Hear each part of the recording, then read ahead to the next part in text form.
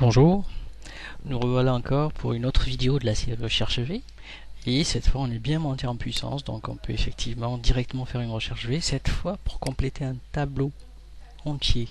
Donc là ce que nous avons ce sont des matricules. On nous demande de renseigner donc toutes les informations de ces personnes, sachant que on peut avoir des personnes qui ne sont pas là-dedans.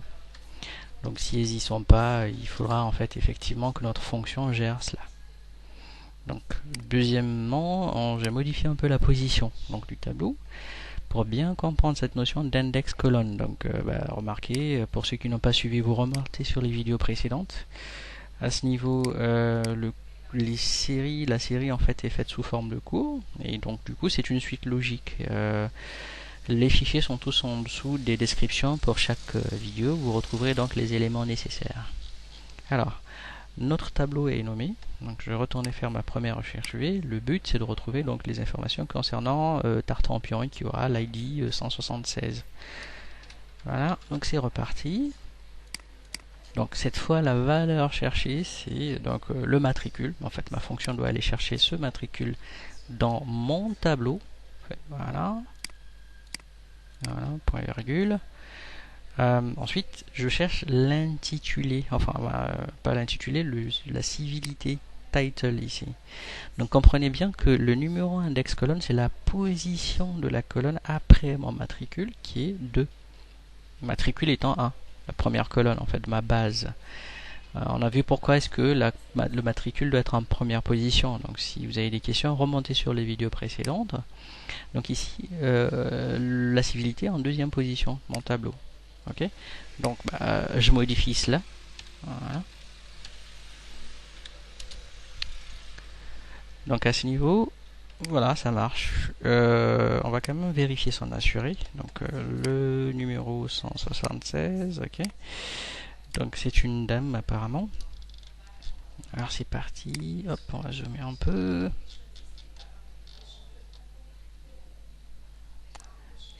176.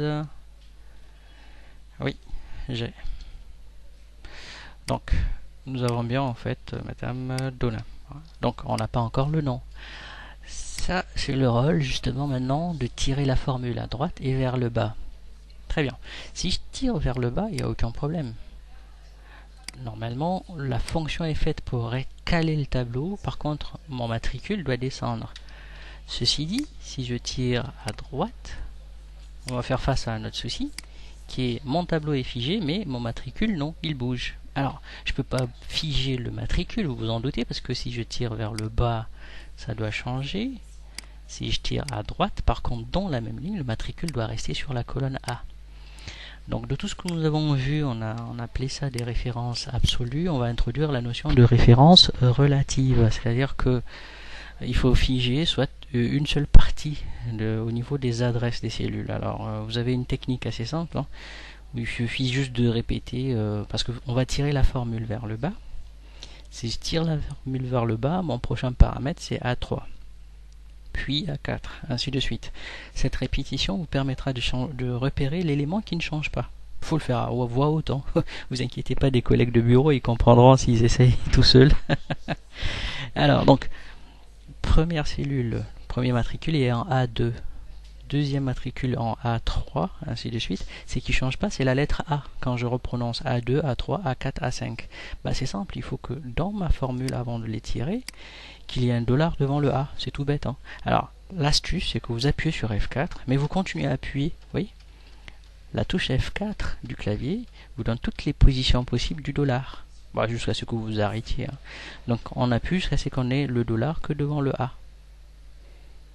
Voilà, ça veut dire que la ligne 2 elle est libre, donc le 2 peut passer en 3, 4, 5, mais le A ne bougera pas. Résultat, si je tire en bas ça marche, mais si je tire à droite aussi, vous allez remarquer que là il y a moins de soucis, donc il reste calé là. Donc là c'est exactement le besoin qu'on avait. Donc du coup je suis tenté de tirer là, voilà, et de tirer à droite. Bon, problème, c'est ce numéro index colonne. Donc en fait, il faut le recaler sur les colonnes. Sur les vidéos précédentes, pour ceux ou celles qui ont suivi, ce qu'on a fait, c'est utiliser la fonction ligne. bah là je vais vous introduire la fonction colonne. Alors je vais l'utiliser là, vous allez vous en douter. Hop. Elle va nous ressortir le numéro de la colonne en fait. Ok, donc elle est là la fonction. Voilà. Colonne 7.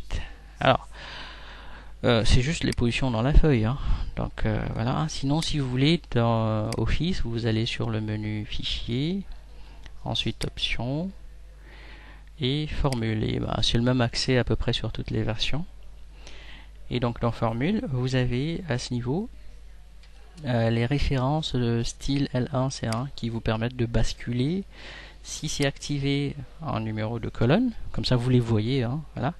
Et attention, c'est un paramètre qui n'est pas lié au fichier mais à l'application. C'est-à-dire que si vous l'activez, bah, ça reste activé quel que soit le fichier que vous ouvrez. Si ça vous embête, bah, vous l'enlevez, hein, c'est instantané. Voilà. Ceci étant, la fonction nous renvoie donc ce numéro. Donc, ce qui, en regardant la vidéo précédente, vous permet de comprendre ce qu'on va faire. Ici, j'ai un numéro index colonne qui est 2. Si je passe à 3, à la suite, il faut le passer à 3. Ainsi de suite, parce que je cherche la deuxième, la troisième, la quatrième colonne de ma base de données. Pas du tableau, mais pas de la feuille, mais de ma base de données. Donc, toujours dans ce format qui nous arrange fort bien, ce qu'on va faire, c'est recaler. Donc ici, si je mettais la fonction colonne directement là-dedans, donc on va faire cela en bas. Voilà, j'ai 2. Alors, par coïncidence, j'ai besoin du numéro index colonne 2. Donc cette fonction, en glissant cette fonction vers la droite, elle va faire l'effort de s'incrémenter automatiquement, contrairement à ce que j'aurais saisi à la main.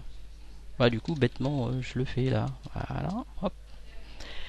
Donc du coup, si je tire à droite, voilà, ça me ressort tout le monde, ça a l'air de marcher.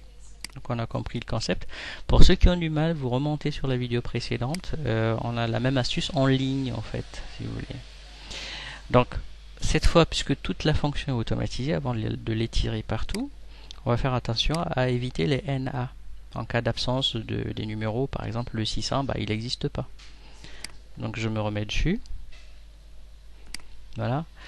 Et donc du coup, bah, c'est de la finition. Hein, comme lorsque vous passez la peinture sans avoir mis les journaux par terre. Vous êtes pressé de nettoyer avant que madame ne rentre.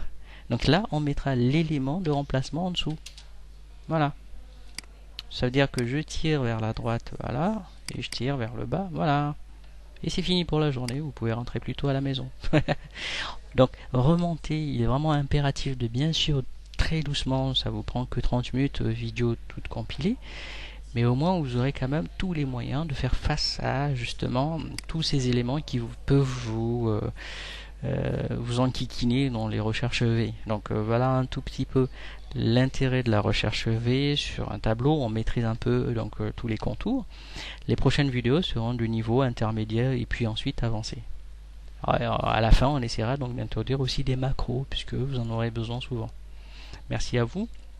Si la vidéo vous a été utile, donc n'hésitez pas à vous abonner pour être alerté donc par rapport à nos nouvelles vidéos. Pour les questions constructives, posez-les en dessous. On grandit de vos questions. Et très bonne journée à vous. Merci d'avoir suivi cette vidéo.